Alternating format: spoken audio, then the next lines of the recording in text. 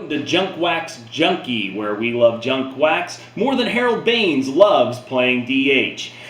I'm Matt, and this is Andy. And we have a special edition for you today.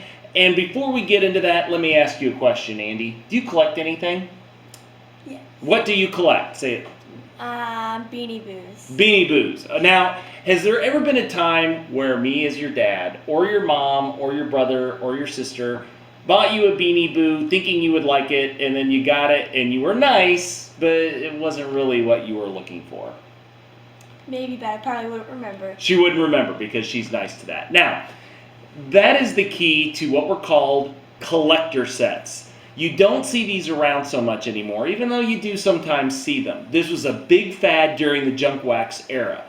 And what different stores would do is they would have a special collector's set, is what they would call it, where it would have a box like this, and it might have anywhere from like 20, 30 cards. This was the classic 44 sluggers versus pitchers set.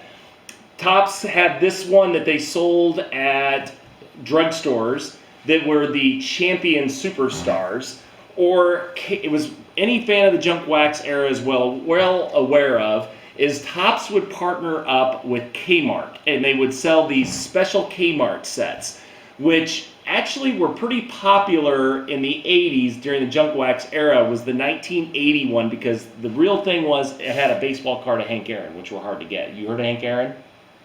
The best natural home run hitter of all time. But they would branch out and they would do other things, like this is a collect-a-book set where there would be like some kind of random guy, and then they would make a little book about him. See? Where it would show their personal story. So if you want to read about Billy Williams, and it would show his pictures and stuff like that. Andy is a reader, so she might enjoy looking through these books for the rest of the video. This is a cool one. It's got Barry Bonds on it and his whole story, which wouldn't have been much of a story if he's still in a Pirates uniform. Now, I have a few select sets here that were some of the more popular ones, and I'll tell you why they were very popular. And a perfect example of the collector sets was this set called the Sluggers versus Pitchers, where they had 22 great sluggers, the likes of Tony Gwynn, and it would just have their regular generic stats that were on the back, or a pitcher like Oral Hershiser on the back. Now, this set was a very popular set for one reason and one reason only. What's that guy's name? Wally Joyner. Wally Joyner came onto the scene in 1986 as just came out of nowhere, but there were no cards of him. And it was even hard to kind of find out, because back then you had to watch ESPN. Nobody even really had an exact idea of what the guy even looked like. You'd see him on ESPN and stuff, but there were no cards.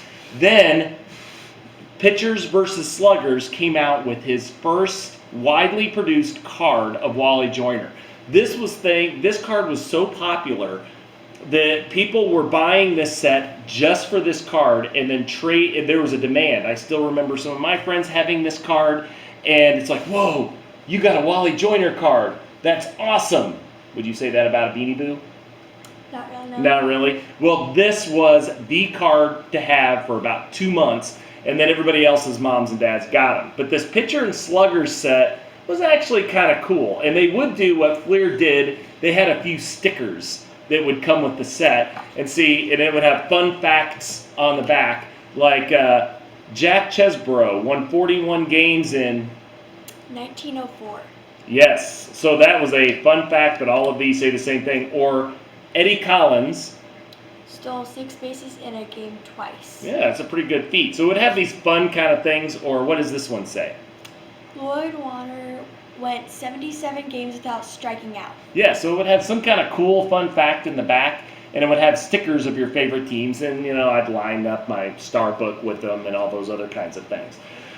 There was also the popular one that Topps would do, where they would make them very glossy, and they would just kind of come out of the blue, and they would just be some random glossy cards.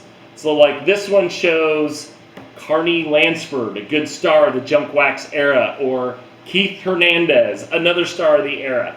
Now, they would also do this. These were kind of fun, and I got these at a TG&Y store in Mexico, Missouri.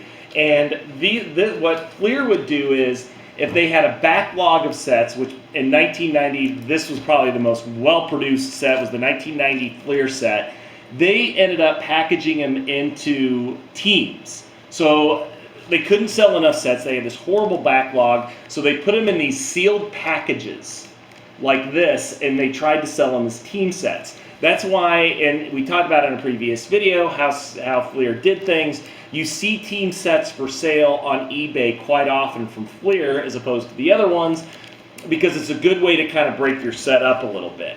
Now, who bought these? Who do you think bought these? You. I did not buy a single one of these. And very few card collectors, with the exception of the Baseball's Best, I don't know of anybody that actually was at a store and bought these. You know how you tell your mom and dad that you collect Beanie Boos? What? You know how you tell your mom and dad what you collect, right? Yeah. And we don't always hit the mark. This would mostly be from parents or grandparents that would sell them at like Christmas time. So these things would typically start coming out around the end of the baseball season. They would take whatever pictures Topps had laying around, slap the stats on the back, put them in a box, sell them at convenience stores or at Kmart or at Walmart or at Walgreens for maybe $5. And it was a good revenue source for these different things. Not because collectors bought them, but because their grandparents or parents bought them for them. Or somebody bought them for them. I don't know of very many people that would actually have gone to Kmart and bought a Kmart set, even though I'm sure there were a few. Now these sets, you can get these complete sets for $5 on eBay.